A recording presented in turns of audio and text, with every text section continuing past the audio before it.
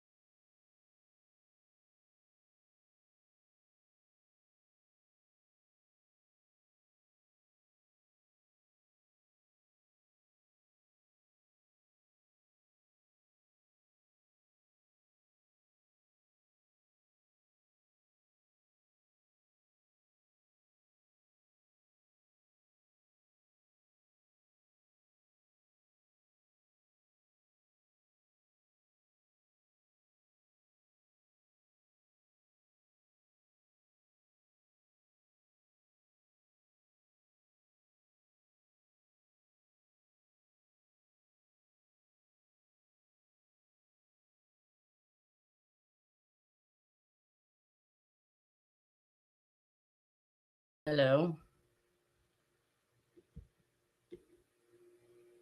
Hello, hello. One.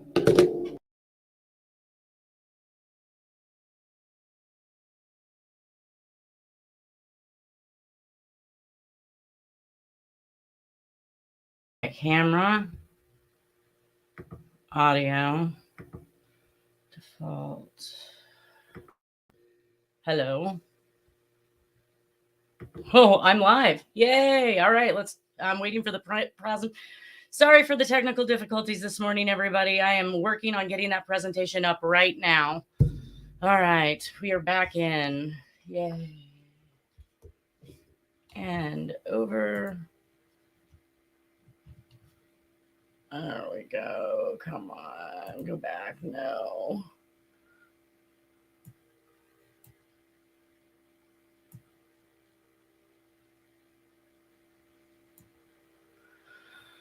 Oh, boy.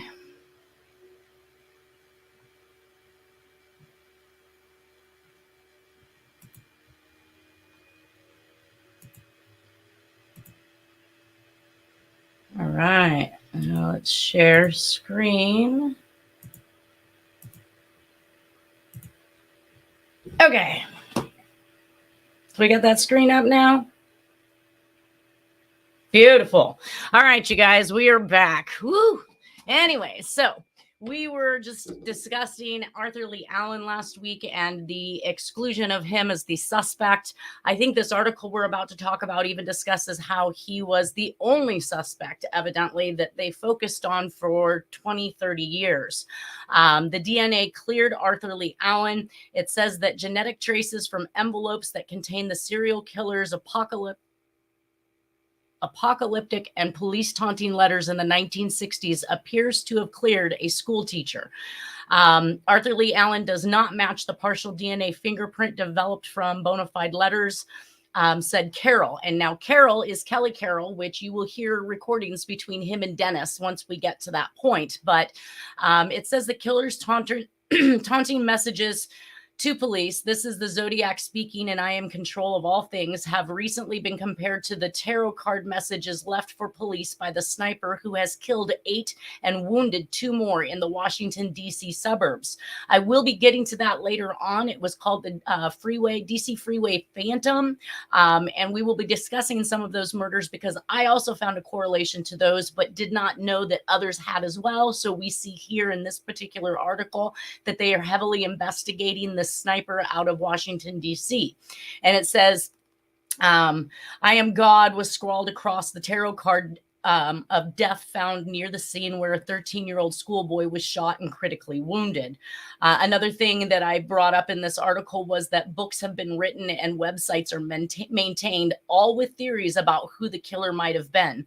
So everybody sits around theorizing about who the killer might have been rather than actively investigating anybody. And that's because most of the people that they're sitting around theorizing about doesn't even have the evidence for them to actually go backtrack and investigate. So they can talk about simple coincidences or things that might match or things that might be consistent with the suspect, but they don't really have any evidence whatsoever. So basically they are just sitting around theorizing. I have been actively working on Jack Tarrance and attempting to exclude him for more than 13 years. And just as we seen just a couple weeks ago when I found the picture of him in the let me get these set back up. The picture where I saw him actually working on his teletype printer. Those kind of things are things that I was not able to exclude him from because, of course, every time I look up something in regards to Jack, I find that there's another interesting piece of information there that is inclusive rather than exclusive. So another thing that they pointed out here is that several envelopes in which those letters were mailed to newspapers, including the Chronicle, allowed the San Francisco Police DNA lab headed by Dr. Sidney Holt to reach its new conclusions. Holt retrieved saliva traces beneath a stamp. So remember this, beneath the stamp. We are hearing some news these days in regards to a false match because the DNA on the outside of the stamp did not match Arthur Lee Allen, and evidently they must have been able to source that DNA because they also declared that individual could not have been the Zodiac. So we're talking about DNA from underneath the stamp and from the lip of the envelope. That sample was compared to brain tissue recovered from the 1992 autopsy of Allen, who was identified as the elusive killer in 2 books by Robert Graysmith, which this is just what's dastardly. The individuals like Tom Voigt, these other authors, anybody could go out there and just start attacking somebody and making claims that someone is the killer. It gets blasted in the media. It destroys their lives. It destroys their families. Jack actually admitted to this. Jack wanted his story told, albeit not while he was alive, but he actually was okay with this entire thing and gave explicit information to Dennis and evidence. So it says Vallejo police had originally zeroed in on Allen, a former teacher and trailer park resident, after the first 2 Zodiac killings. So that means all the way back in 1968, they zeroed in on him and they stayed hot after him. And he says, this damn thing has been haunting me for 22 years. Allen told in an interview in 1991, the only thing in my favor is that I've never killed anybody. So since he was targeted as a Zodiac suspect in 1971, Allen told a reporter in 1991 he had been fingerprinted, interrogated, made to give handwriting samples, and subjected to a 10-hour Justice Department lie detector test. Despite the fact that he passed every evidentiary test, he said, Vallejo police subjected his home to a search again, almost 20 years later. I mean, what more do you want if he passes all the tests? I think that they get their ideas hooked into someone, and we're going to talk about that. I have a couple of these cases where the individuals or family members that are involved have hooked into someone and they want it to be them so bad they just can't see outside of those blinders. But I think I'm starting to crack that shell open. I'm starting to clear up the smudges on their glasses, and they're starting to see what's going on here. So Inspector Carroll and Maloney said the new DNA lab results eliminate Allen as the person who licked the envelopes and stamps from the confirmed Zodiac letters. So that's both parts, the envelope and the stamp. We have something we haven't had to this point, a partial DNA fingerprint, said Carroll. It's not enough at this time to submit to DNA databases of known criminals, he said, but other new evidence that is still being analyzed may yield more usable DNA within weeks or months. And we know there are other letters out there in Vallejo, in Napa. Actually, these crimes that we're talking about all over the United States, there are letters involved if they are still available. It says in April, Maloney and Carroll found 3 other Zodiac letters, all dated July 31st, 1969, that had not previously been in possession of the San Francisco Police Department. And evidence from the case, Carroll pointed out, has been fragmented among different law enforcement agencies. They had been overlooked a period of time and were essentially rediscovered a few months ago, Carroll said. One of the envelopes has now been subjected to genetic testing without yielding usable results, and 2 remain to be tested. So I'm not sure, obviously this was in 2002, where this has gone from this point in time, but this literally tells me that there were original letters available still at the time of 2002 when Dennis is making this big hubbub. But by 2005, we're told that all of those letters are missing.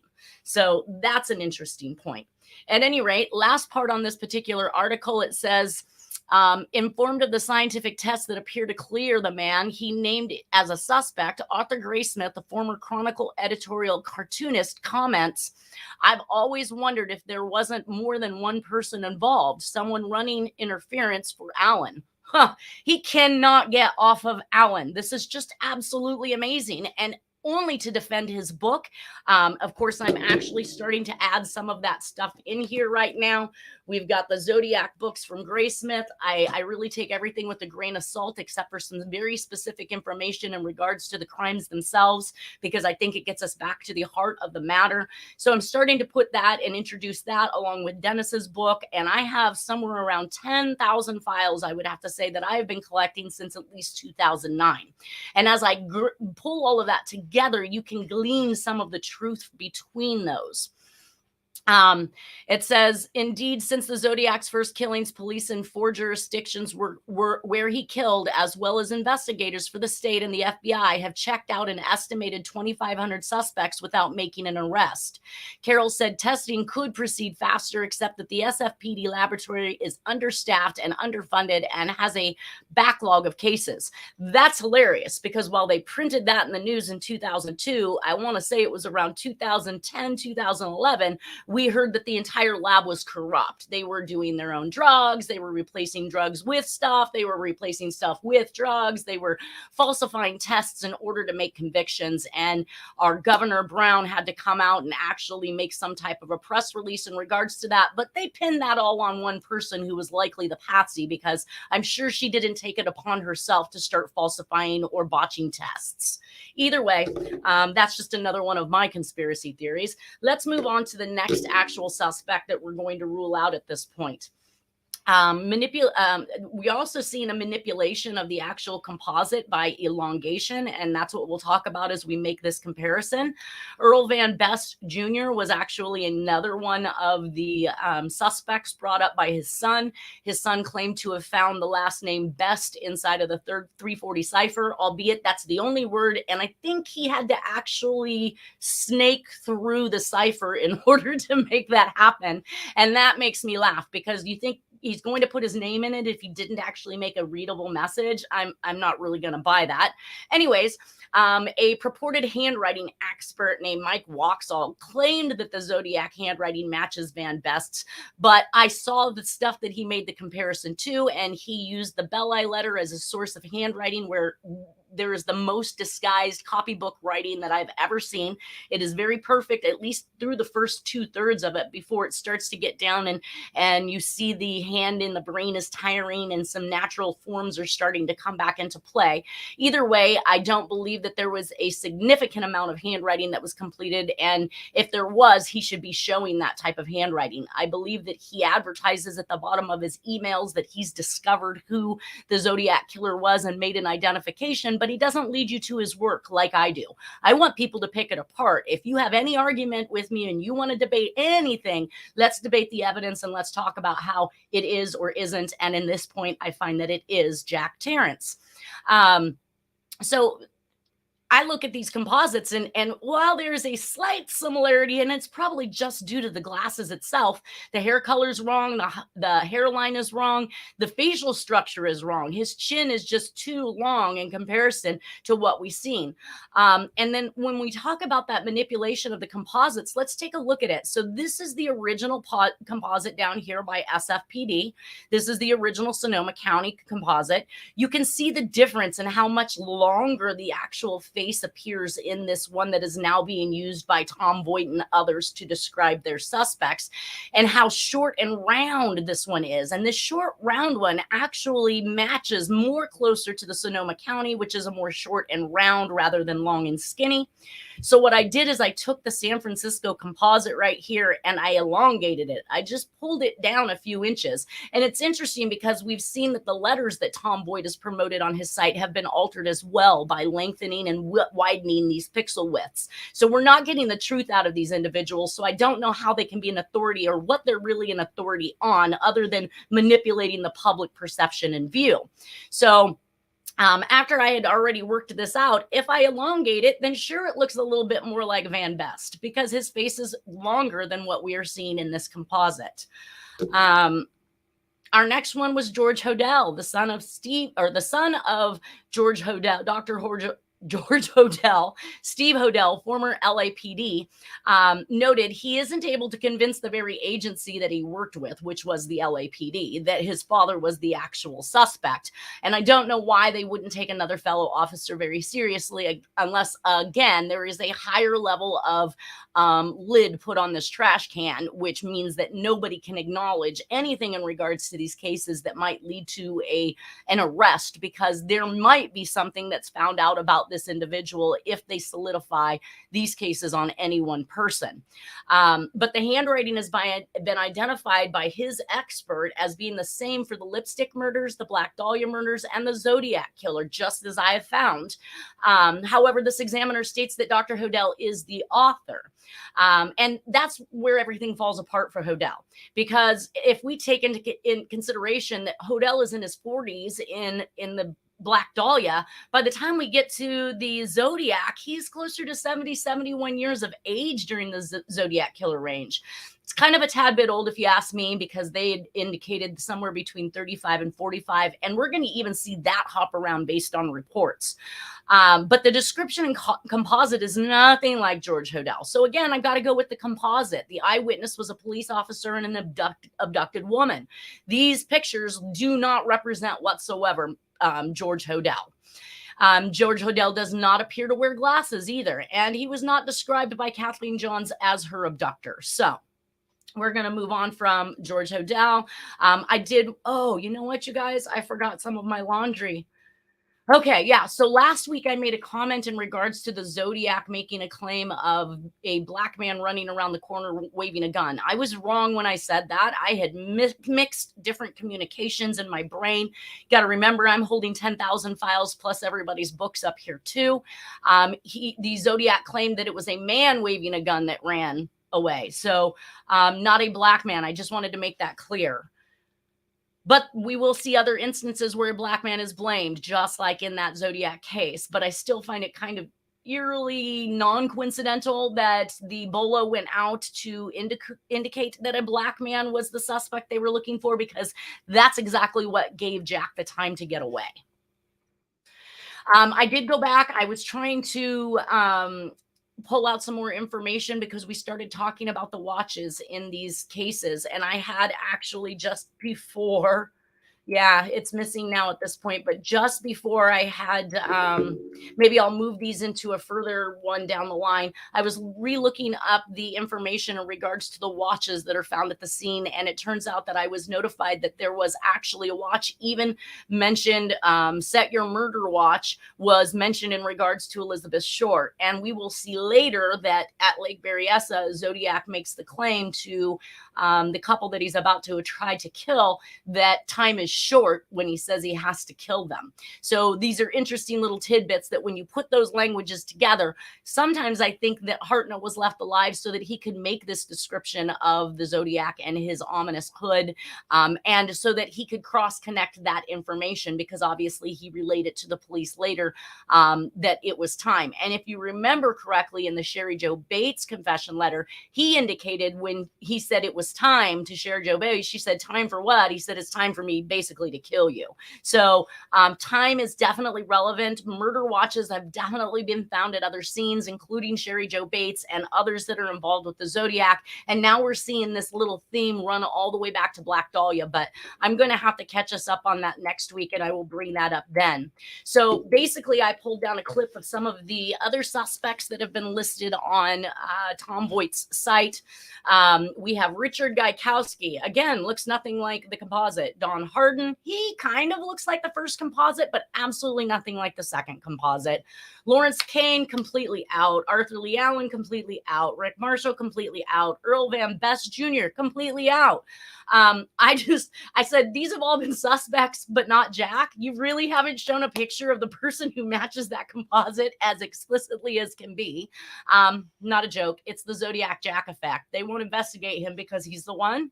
Tom doesn't investigate Jack and would rather sit around hypothesizing about the what ifs and probable made up circumstantial evidence that doesn't exist on these suspects. Jack offered him the story once. Jack said, "I'm going to give it to you." And Tom would like to tell everybody that wasn't the Zodiac. Okay. And in my opinion, Tom blew it. He had the opportunity to get the real story. And so to that, I say, when it doesn't fit, you must acquit, right? Or just use a different composite to compel your readers. Go, Tom. So we see here in the center that we have the one with the dark hair. And of course, now he's trying to play out the dark haired one towards everybody with this rounder, younger, 20 something face. And none of these individuals at this time frame look or appear this young. So again, you can't just flip flop back and forth between the composites so that you fit whichever suspect you want to use or talk about at the time. It's absolutely ridiculous. Next one. This is Sam Sloan, something new. Again, another individual I see that they're entertaining on Tom's site, but look at the difference of the composite that Voight sells to America versus the original one and how it has changed. So when you go back and forth between these, again, we have this very elongated face, making the chin look really thin. When down over here, we can see that the chin is extremely wide. The face is rather short. We have this lowered eyebrow that's occurring over here with this particular eye. We see these subtle changes. Look at the eye here that have been being created. I mean, I have no explanation as to why it would look one way in one picture and then turn around and look another way in another picture, which is supposed to all be from the same time frame. But this composite next to this guy, the only way it works is if you elongate the face. He's it looks like a very tall, statured person. He's got a very long face. He has absolutely no chin. It goes straight from his lip right on into his neck. So he's wearing glasses. At least you guys are picking somebody who's wearing glasses. But again, hairline, hair color, everything is just not a match.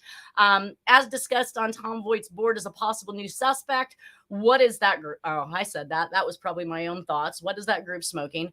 Hair color wrong, hairline wrong, absolutely no chin on this guy. Like the broad chin with the dimple portrayed in the composites that are similar to Jack. This guy I already said that. Just points out about the obvious. Look at the turkey neck. That is not mentioned by anyone on the internet. It's missing. So we see the age in the way the neck is portrayed in this original composite. And when you take a look at the composite now, those age lines are completely gone. Just keep removing it, just keep adding, just keep stretching and doing whatever you need. Eventually you'll make it fit someone. Let's see, missing from today's composite, but described by witnesses, just like in the DB Cooper case. They also described that turkey neck. So age is of the essence here with this individual and suspect. So I did actually find, like I said, some emails in regards to the Dennis Kaufman discussing, or at least trying to get some information out of Tom. I did put up here the entire header of this email so that everybody can see that it's real and it's not something that I just typed up. But this is just an excerpt, and I wanted to bring this one up. We'll get to the rest of them as we go. This is Tom speaking. You want me to help? ? The answer, my fucking question, ! This is why I stopped dealing with the guy. He speaks to people in a rude manner. He has no business doing it. He thinks he's an authority, but all he is the most rudest and foul person I've ever met in my entire life. Well, there's several of them, but I think they might all come from his crew. What facts, he says, connect your dad to the Zodiac crimes? Give me a list of reasons he could have been the Zodiac. I've repeatedly asked, and you were obviously avoiding the issue.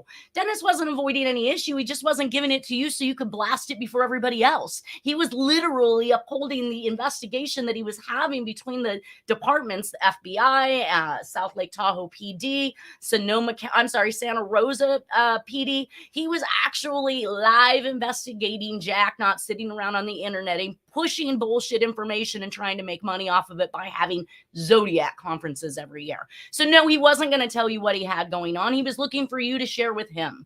And I get that. I see that in these emails. So he says, what kind of piece of shit, this is Tom again, you guys, what kind of piece of shit would accuse his dad of being a serial killer and yet be unwilling to provide reasons? Like it or not, I am currently, and you guys, in capital letters, the authority on this case. Now, this is in 2000. He's the authority. Where, how, and when was he ever a police officer, ever an investigator? And how is this information that cannot be released to other individuals in the public today ever end up on his website, cross his lips or his ears so that he can make money off of it? There again, I think is kind of the killer's camp that's assisting in dissemination while allowing somebody to get rich off of somebody else's bad deeds. Again, go Tom. If your dad is a good suspect, I would know. Either provide the list I have been asking for, or don't bother responding. Now, this is Dennis's response, but you didn't answer my question. Not trying to convince anybody, he says. I'm looking for a bit of help. I thought maybe I could get some advice from you, not your judgments. Had you been a bit more cooperative, I would have shared some very interesting facts with you, but it looks like we're getting nowhere fast. Good luck. Dennis isn't going to deal with you talking to him like that. So, yeah, I think that they were on the outs at the very beginning of this investigation. And from that point on, Tom Boyd has decided he was never going to offer up Jack as a suspect on his website, because just to despite Dennis, and he didn't get the story first. Either way, it begs so many questions. Like I said, how is he the authority in 2000? Where has he ever been a police officer or private investigator in this case? Sitting around collecting information from sources and dealing it out as if you have the lowdown, but picking and choosing who you want to discuss on your message board is rather narcissistic, to say the least, especially when you start making money off of it. How did he become the authority, and who appointed him that authority? That's going to be my next thing to figure out. Next suspect, we are on to Paul Doer. He is actually this year's false and fake suspect. This author named Jarrett Kobik, it's almost laughable. He's releasing 2 books claiming that this man is the Zodiac Killer. Let me give you some background on it. Paul Doer, named as the Zodiac Killer by another author in February of 2022, is a very interesting little guy that lived next door to my niece for all of her life and most of her dad's life. So they literally grew up next to him all the way back through to the 60s. I look at this picture that she recently sent me in regards to him. We have him here. He appears to be standing next to a 6-foot and a 7-foot size fence. Now, that 6-foot fence is a good 3 to 4 inches over his head, which makes him not 5'10". At least not that day. And then of course the fence behind him is 7 feet tall. So even if I went with the fence behind him was a 5 foot tall or a 6 foot tall, he is still he's too short or too tall in one of these instances. But I find he's too short based on the information I can glean from the picture. Now, his nose is what really kills it for me. If you look over here at this guy in the left-hand corner, so this is what he looked like back during that time frame in the 60s. We see that very prominent nose. That is not the nose ever described by anybody in any composite for the Zodiac case. And that nose just got bigger with time. It was not going away. So again, he looks nothing, absolutely nothing like the composite. He is not, at this particular point in time, he's got a camera in his hand. He's not wearing any glasses. These may be glasses just due to old age at this point, not necessarily that he wore them back in the 60s. Also, I said my guess is the small fence is 6 feet and the tall fence is 7 feet, which just makes him clearly too small. He also inserted some information in regards to his handwriting in his book, and I don't find that this handwriting has any likeness whatsoever. While it is fanciful and it is creative, it does not have any commonality whatsoever with the Zodiac's writing. And all he really quotes that I could see is Doer did not capitalize his eyes, just like the Zodiac. I'm like, how is that even a thing? Like, it depends on when the Zodiac used the letter I, and he typically would use the capital letter I in proper places. I don't recall that not using a capital letter I was a thing. So it was interesting that he made this statement, because he's just steering people in the wrong direction for no reason. This author says that Doer is an anti-communist, is seen in his authored articles to magazines, and disliked hippies. I don't see that he has much in common with the victims of the Zodiac and other crimes. There's no hippies being reported as being killed. His letter I that's not capitalized, but fails to realize it's not the only letter that isn't. So I'm not sure why he thinks this is a characteristic that would conclude that Doer was the Zodiac.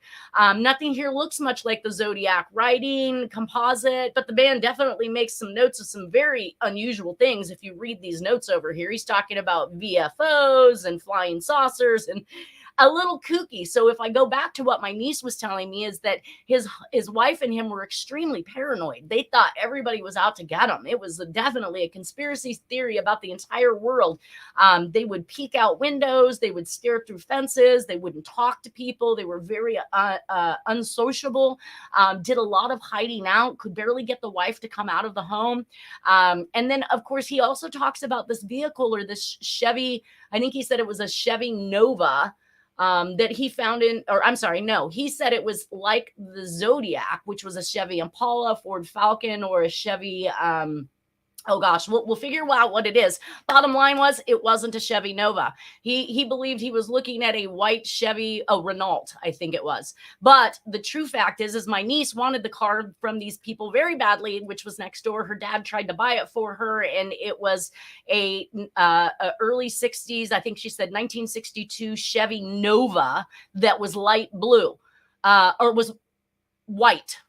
Wasn't even a blue color. So he's mixed information to try and make his point, but the car and the make of that vehicle is nothing like what was described. Chevy Nova has never been described, as far as I can tell, in anything that I've read in regards to the Zodiac. So again, adding the strange behavior to that my niece described, this man is scared of everybody. He's not running around killing people. He can't even stand to be next to people. So we have ruled out Paul Dorr as any type of suspect for the Zodiac Killer case.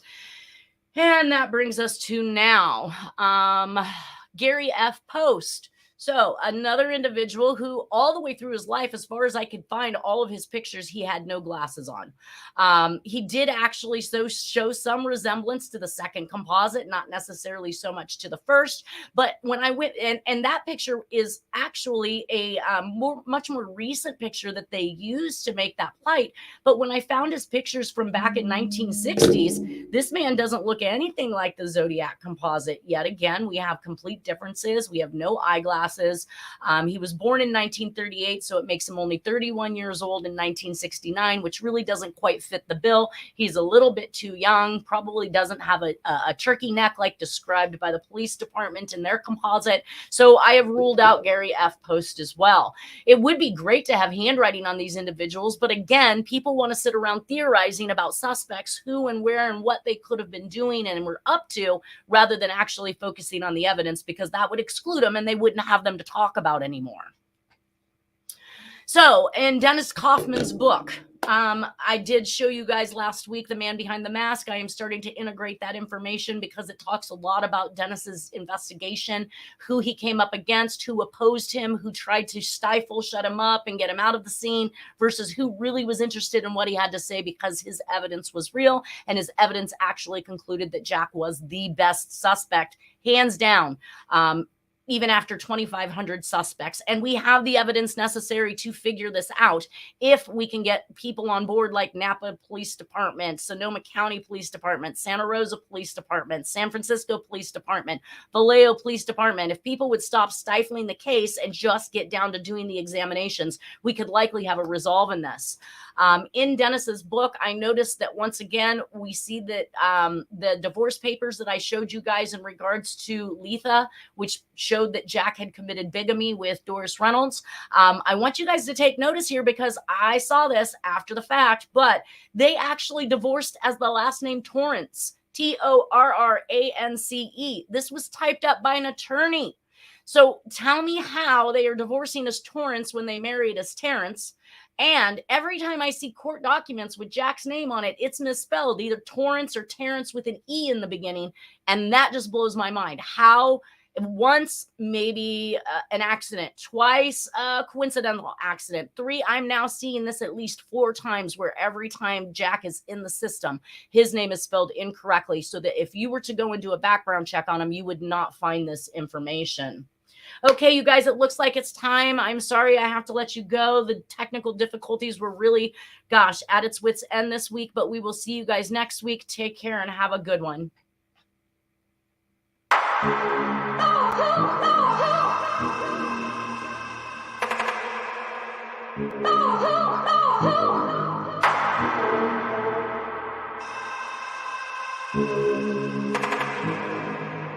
Oh,